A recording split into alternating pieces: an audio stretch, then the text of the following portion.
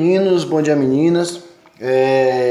Na aula de hoje a gente vai fazer uma abordagem sobre uma das temáticas que o material de arte de vocês trouxe para a gente discutir, que vocês também já viram em literatura, né?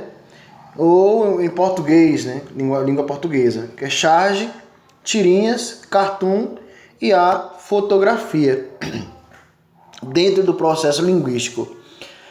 E a sua importância na construção do entendimento em relação à educação. Então, assim, dentro da arte literata, a gente vai estar vendo, esse aqui é o último capítulo, de fato, que a gente vai estar discutindo. A partir de então, eu estarei fazendo as correções, né? E além das correções, eu também estarei aprimorando o conhecimento de vocês no conceito artístico, tá? Então, assim, eu fazer uma explanação de cada temática dessa para a gente ficar alinhado a esses temas, e à medida que for aparecendo qualquer dúvida, a gente vai revendo. Que bom que essas aulas elas são gravadas, né? E facilita bastante uma possível revisão, pessoal. A gente vai estar abordando de pronto a fotografia.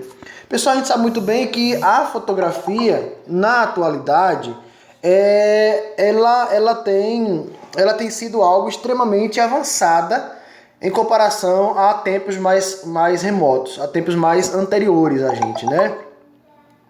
E o que se utilizava como uma máquina fotográfica no passado, que a gente pagava para alguém tirar nossas fotos, ou então um retrato, ou um autorretrato, sei lá, ou coisa assim. Nos dias de hoje, por exemplo, a gente nós não procuramos mais uma câmera, por exemplo, para comprar, para levar para a praia, para levar para todo lugar. A nossa preocupação hoje é com um celular top de linha, com a câmera top de linha, além disso, um relógio também desses que a gente tem aí mais moderno, que tem uma câmera e tudo. Então tudo isso tem sido uma evolução no conceito fotográfico. Então a fotografia, no conceito artístico, nada mais é do que a rememoração daquilo que a gente vive ou daquilo que a gente viveu. Essa é a importância. Quem aqui, não sei se vocês já viram, uns bichinhos chamados binóculos, né? Lembro que minha mãe tinha um saco de binóculo e eu amava, né? Olhar aquelas fotos pequenininhas, você colocava assim no olho, e ficava um olho aberto e outro fechado para você visualizar aquele fundo, né, com aquela imagem. Era bem legal, cara. Eu era apaixonado por aquele binóculozinho. E tinha vários binóculos, né? Depois foram se perdendo, para você ver como a evolução da fotografia ela vai ocorrendo ao longo da história. A gente parte desde a questão do preto e branco ao colorido, ao tamanho da foto e a nitidez ou coisa parecida. Então, pessoal, são diversos tipos de câmeras, no caso, que nós hoje obtemos para termos uma foto de qualidade, uma foto panorâmica, né? Por exemplo, eu vejo as pessoas postam nos seus celulares cada foto bonita, né? Com aquele fundo disfarçado, meio, não sei como é que dá o nome daquilo, né? Que botam uma imagem assim que fica só você aparecendo. Então, na atualidade, isso tem sido muito... hoje eu diria que já está até ultrapassado, né? Nós temos imagens bem mais com resoluções altíssimas, a exemplo de televisões, a exemplo de câmeras relativas a necessidades de modelos, por exemplo, né? E que muitas vezes a gente não tem acesso a essa alta resolução. O exemplo clássico também dos grandes filmes, né, do Ultra HD. A gente tem as novas televisões que tem uma imagem perfeita também dentro do processo de câmeras, de filmagem. Então, nesse contexto atual, a maioria das câmeras de hoje elas são digitais. Porém, pessoal, a gente está, ao longo do tempo, deixando para trás o que era analógico, né? E isso tem sido uma constante dentro da atualidade. Aqui eu tenho uma exposição fotográfica, né?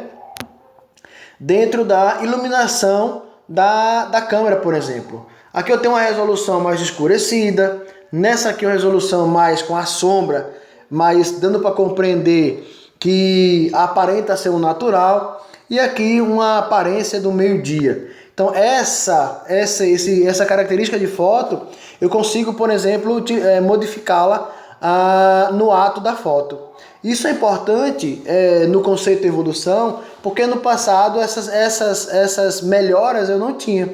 Então todas as fotos saíam com as mesmas características, né? Fosse de dia, fosse de noite, então não tinha uma diferença, tá? A não ser que fosse o preto e branco à noite, ficava mais escuro, né? A pessoa, por exemplo. Aqui tem uma imagem do gurizinho aqui, tomando aqui um suco de caixinha, sei lá, ou algo assim, para a gente perceber que o natural numa foto é a representação do real. E essas características elas são muito úteis, por exemplo, no que se refere à evolução da fotografia. Aqui eu tenho a imagem também do pôr do sol, né? A gente consegue identificar claramente um horário previsto nessa imagem, o que não seria viável, por exemplo, se fosse um preto e branco ou se fosse uma imagem analógica. Essa imagem só nos dá essa possibilidade porque estamos vivenciando aí um digital, tá? Mas afinal, como tudo começou, pessoal? Quando é que surge a fotografia? Na verdade, a fotografia ela vai mudar, terceiro ano, a cara do pensamento da arte dentro do século XIX. Essa fotografia, ela surge no primeiro momento com uma certa dificuldade, uma certa deficiência, né? E isso, por exemplo, vai tornar as imagens um pouco mais não tão nítidas, se você, por exemplo, nesse contexto aqui, você tirava uma foto e você passava horas e horas para revelar, normalmente você colocava dentro de uma quantidade de águas para o filme ficar bom, dentro de um material, um produto químico específico. Às vezes você, quando ia revelar, borrava a imagem, o rosto da pessoa ficava manchado. Então tudo isso aqui, se você colocasse em cima de outra, não podia, porque ia sair em cima da outra. Era como se fosse uma xerox recente, né? Sei lá, alguma coisa assim, que ficasse meio úmido e manchava a foto. Então, esse cidadão aqui, ó, o Joseph Nicéphore Niepce, entre 1765 e 1833, um francês, ele vai inventar a fotografia. E é ele, por exemplo, o terceiro ano, que vai obter as primeiras imagens fotográficas. É o Niepce, por exemplo, que vai trazer à tona uma realidade fotográfica que não se conhecia no século XIX. Que se conhecia muito pinturas, autorretratos, mas a fotografia vai ser algo novo. Daí, uma problemática e uma curiosidade que a gente precisa reconhecer a partir daqui é que uma problemática que ele vai ter em relação à invenção da sua fotografia é que essas fotografias dele demorava demais, cerca de 8 horas para produzir uma imagem real. Observe o tempo que eu tinha depois de uma foto. Ou seja, eu tinha todo um detalhe, toda uma técnica, toda uma dificuldade, né? Hoje, em questão de segundos, você tem 200 mil fotos, 1 milhão de fotos, e ainda sai escolhendo a que você quer, a que você não quer, com a tamanha velocidade, né? Aí você acha que é a foto que ficou ruim, na verdade é você que é feio, ou você que é feia, e aí o bicho pega, né? E tome-lhe Photoshop, tome de melhorar aqui a curva da cintura, e tome para tirar a gordura daqui, bota um negócio ali, bota uma pintura do lado, bota um aplicativozinho, para ver se você ainda melhora a foto da sua câmera, do seu celular. Então assim, imagine se você fosse receber uma foto do Niepce aqui no século XIX, que demorava 8 horas, e ainda podia ter a oportunidade, ter a chance de quando terminar, por exemplo, de revelar aquela foto, depois de 8 horas, você está todo borradinho, né? Você podia aparecer, se for uma mulher de barba, se for um homem de saia, né? Com a borragem da revelação. Só que aí, pessoal, de fato, um dos caras que vai melhorar a fotografia, que vai dar vida, que vai dar agilidade no conceito de fotografia, vai ser o Louis Jacques Daguerre, né? Ele vai ser um dos principais, o que vai ficar conhecido de fato por melhorar essas características da fotografia. Ora, eu tenho um inventor que tem uma dificuldade para revelar as primeiras fotografias, não fica tão conhecido, e aí eu tenho o Daguerre, que vai ser conhecido como o principal inventor da fotografia, diante das melhoras que ele vai fazer em relação a essas fotos. Então, pessoal, entre as décadas de 20 e de 60, serão desenvolvidas algumas técnicas importantes para o desenvolvimento dessa fotografia. Por exemplo, a exigência de profissionais especializados, materiais caros, e no caso do Brasil, a fotografia vai chegar por aqui por volta do século XIX também, assim como na França, naquele contexto, tá? Nesse contexto aqui de por volta de 1860, a gente vai estar vendo no Brasil, terceiro ano, estamos entre o primeiro e o segundo reinado brasileiro, tá? Então a gente percebe que o governo Dom Pedro I e Dom Pedro II, a gente já vai ter algumas fotografias, onde ele vai fotografar a família no Rio de Janeiro, no Jardim Botânico, no Palácio, no Rio de Janeiro, na Guanabara. Então tudo isso vai ser importante agora com a chegada da fotografia do Brasil. Os registros que a gente tem hoje a partir do século XIX no Brasil já são, além de pinturas, já também são algumas fotografias. Porém, o grande destaque ou a grande desigualdade está que era especificamente para uma elite, né? Não era todo mundo que tinha acesso. Da mesma forma que, se vocês perguntarem aos seus avós, professor, minha avó só tem uma foto da senhora quando era bebezinha, ela não vai ter, porque os pais delas, ou a sua avó, ou a sua bisavó, não sei, não vai ter acesso a essas fotos quando ela era criancinha, porque não tinha acesso a foto, pessoal. A foto era algo para a elite naquela época. Então, por isso você não vai ter muito registro. Você vai ter foto, registro da sua avó, ela já mais adulta, né? Com 30, 40 anos, 20 anos, sei lá. Mas ela novinha não vai ter. Ao contrário de vocês que tem foto de quando era bebê, porque já são mais contemporâneos, mais novos, tá? Então isso vai ser muito importante a partir de agora, pessoal, porque dentro do universo escolar é também registrado como um momento muito importante. Quem aqui não já fez uma foto de como é que chama? De formatura, né? Que andavam uns caras nas escolas com vestia você de farda com uma bola na mão e tirava uma foto atrás do quadro, você botar aquele quadro na parede, né? Isso até o quinto ano, né? Isso é para dizer a você a importância que agora a gente vai ter com a fotografia em mãos. Aqui eu tenho uma imagem extremamente linda, né? Bem panorâmica, para você perceber o quão a câmera agora ela consegue pegar no ar ou então em movimento aquilo que está sendo aquilo que está acontecendo. O que não vai ser, por exemplo, o que não vai acontecer, pessoal, com a câmera preto e branco lá dos anos 60, dos anos 80. Não vai acontecer, tá? Essa alta resolução, para pegar a água caindo, você pegar como ela se estivesse paradinha no ar, isso não vai acontecer. Isso é algo atualizado, isso é algo contemporâneo.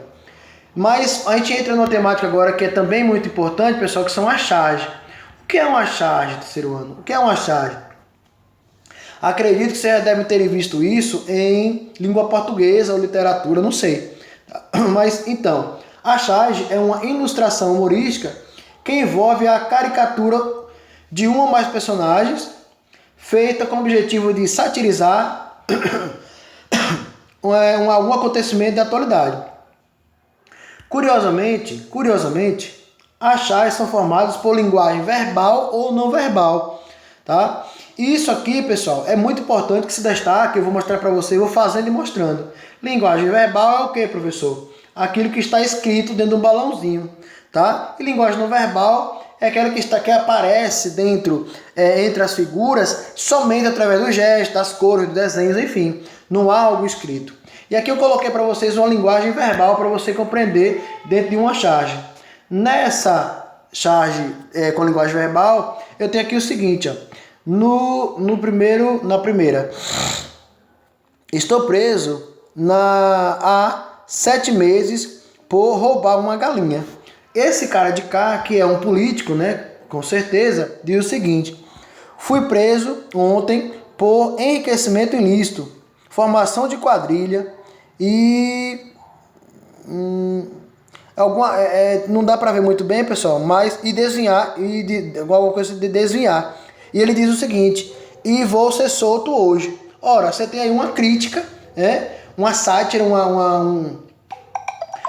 uma referência a você roubou uma galinha, não tem dinheiro e vai ficar preso. Eu fiz mesmo de coisa bem mais que você, ao exemplo de desviar dinheiro, enriquecimento ilícito, mas eu tenho condição e vou sair daqui hoje. Ou seja, ele foi preso ontem, já vai sair hoje. Ou seja, não tem um dia, cara, não tem 24 horas. Observe que a charge ela tem um papel muito importante na crítica, na informação também. Na outra charge com a linguagem não verbal, terceiro ano, eu tenho aqui o seguinte, veja aqui. Na parte de cima, deixa eu apagar aqui.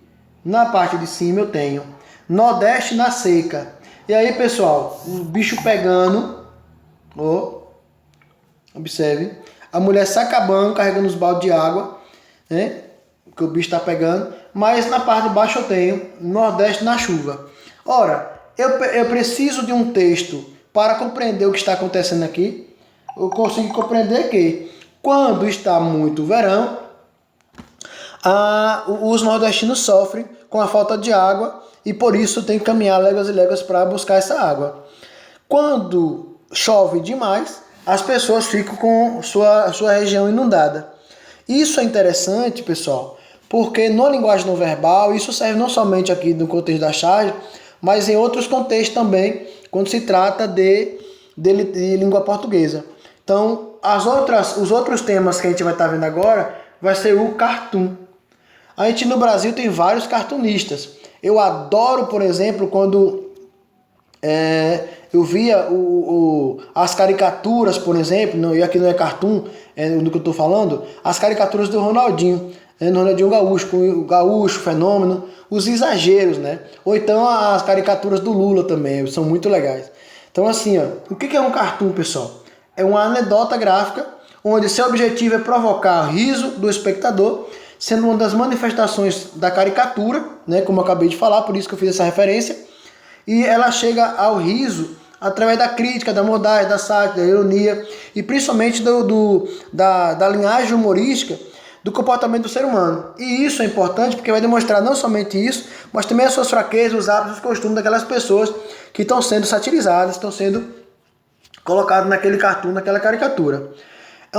Como começou, qual a origem do cartoon, pessoal? Esse termo aqui, ele tem origem britânica e pela primeira vez vai ser utilizado na década de 40 do século XIX pela revista Punk, né? Onde vai publicar uma série de charges que parodiavam estudos para as pessoas do Palácio de Westminster, né? E isso vai ser relevante a partir de agora, pessoal, porque o significado dessa palavra cartoon é o mesmo que estudo, esboço, e que vai ser utilizado pelas artes plásticas para dar um ar de comédia à arte, e isso vai ser muito relevante a partir de agora. Eu vou te mostrar qual é o exemplo desse cartoon. Veja só esse aqui, pessoal. Olha o que acontece nesse cartoon. Por favor, o senhor poderia me dar uma... Aí o cara, né? O indivíduo achou que ele era um pedinte, né? Ou seja, no cartoon eu tenho algo que gera uma segunda intenção, né? Algo mais engraçado, né? Só que o que ele queria, o cadeirante, era apenas uma informação. Só que o grande quê da questão ele pegou o dinheiro, pessoal. O que é cômico aqui? Onde é que está o cômico aqui? Que ele catou o dinheiro do cidadão, ele pegou a informação, mesmo assim ele levou o dinheiro. Então aqui eu tenho um exemplo de cartoon. O outro, pessoal, são as tirinhas, né? As tirinhas também é muito importante para a gente compreender. E aí, nas tirinhas, eu não vou nem comentar isso aqui, eu vou dar um salto para aqui. Eu preciso que vocês entendam o que está presente dentro dos balões de cada tirinha, das tirinhas, ou então dentro das histórias em quadrinhos. Nesse balão aqui, veja, nesse balão aqui eu tenho, Olha, olha como eu posso, por exemplo, identificar cada balão. Com as carinhas, por exemplo, presentes. Nesse balão aqui, eu tenho uma característica mais brava, porém, dentro dessa perspectiva da tirinha, cada balãozinho desse tem informação característica, né? Se você observar, as posições que eles se encontram são muito relevantes. E observe que eu não coloquei aqui, por exemplo, alguns balões que têm uma espécie de estrondo. Deixa eu colocar para vocês aqui, tipo assim, ó, com essas características, né? Não ficou muito legal não, mas só para você compreender. Mas grande parte das tirinhas, elas se apresentam assim, ó, grrr, smack, chuf, brr, buá, né? Ou seja, com algumas narrativas de linguagens daquilo que está acontecendo, relacionando-se aos sentimentos ou coisa parecida. Mas o que é essa tirinha e como ela funciona? Primeiro, tirinha é uma sequência curta de quadrinhos para narrar um fato. Isso é uma tirinha. E deriva de um formato de jornal ou coisa parecida. Eu tenho aqui algumas tirinhas, pessoal. Vamos ver se dá para a gente compreender a leitura. Dê uma olhada no John. Um pedaço de papel em branco, né? E aí, o nosso querido gatinho diz aqui, ó. Então posso supor que você também está vendo que meu prato está vazio? Então, essa é uma das características da tirinha e que eu vou mostrando para você a partir de agora. Formato mais comum das tirinhas: horizontal, mas também encontramos no formato vertical ou retangular. Possui sua maioria quatro quadrinhos. Utiliza as imagens verbais e não verbais, frases curtas e balões, depende da fala, como eu falei. Olha aqui, por exemplo, olha esse balão, mas olha esse balão, as características aqui, tá? Eu tenho também, geralmente envolve o personagem principal em torno da qual giram as histórias. As personagens são fixas e muitas vezes não. No geral, são periodicamente publicadas em jornais, revistas, ou sites, etc. Nesse caso aqui eu tenho um cachorro aqui querendo entrar. Aí, um cachorro não, o cachorro, né? Observe a correção que é feita pelo cachorro. A mulher vira, olha para alguém que está à frente dela aí, no balãozinho número 1, né? E diz o seguinte: tem um cachorro aqui. Só que a interpretação que ela deu a esse primeiro quadrado é que tinha um animal mesmo, né? Só que aí o segundo quadrinho, quando ele passa à frente diz, quando ele já entra na casa, ele vai e diz: um cachorro não, o cachorro, né? Ou seja, ele dá um tom a esse termo, o cachorro, como se ele fosse praticamente uma pessoa, né? Olha, não sou cachorro não, é o cachorro, não é um cachorro.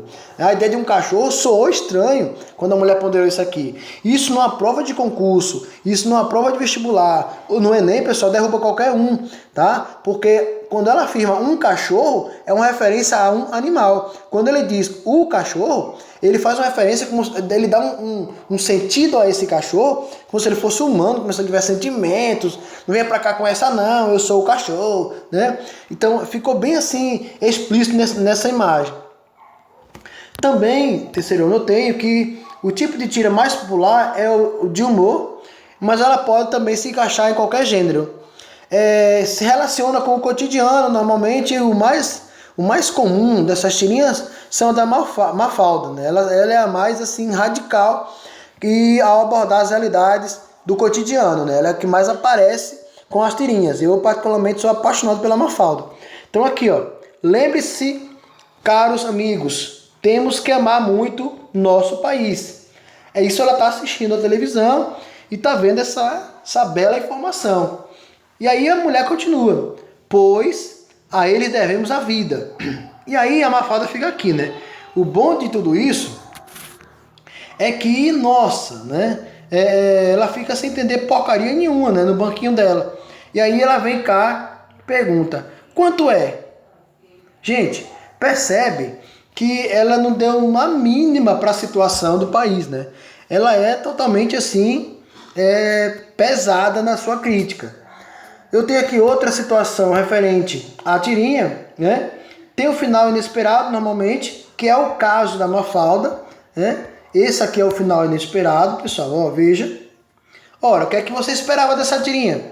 Que ela dissesse, como assim? Alguma pergunta, né? Mas não, ela para, fica ali concentrada na reflexão, e aí ela vem cá e um assunto qualquer, ela joga no meio e foge do raciocínio que estava vindo. Vejam aqui.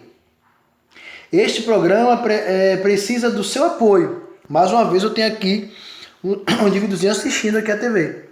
Nós precisamos de suas doações. Se não recebermos seu retorno, teremos que sair do ar. E aí, o que é que ele faz? Adeus. Qual é a tradução disso? Ele não faz nada pelo programa, ele não está nem aí. Que se exploda, né? Então, assim, são essas relações, ou essas reações da tirinha, pessoal, que faz com que a gente compreenda cada vez mais a importância da análise da charge, da tirinha e de um cartoon, né, no conhecimento da arte e da literatura. Pessoal, a gente encerra a nossa aula aqui. Espero que vocês tenham compreendido essa análise, apesar de ser um conteúdo aparentemente simples, mas de forma rápida. E qualquer dúvida vocês podem ponderar o professor para a gente discutir aqui, tá ok? Um forte abraço a todos e até semana que vem com o nosso teste de arte.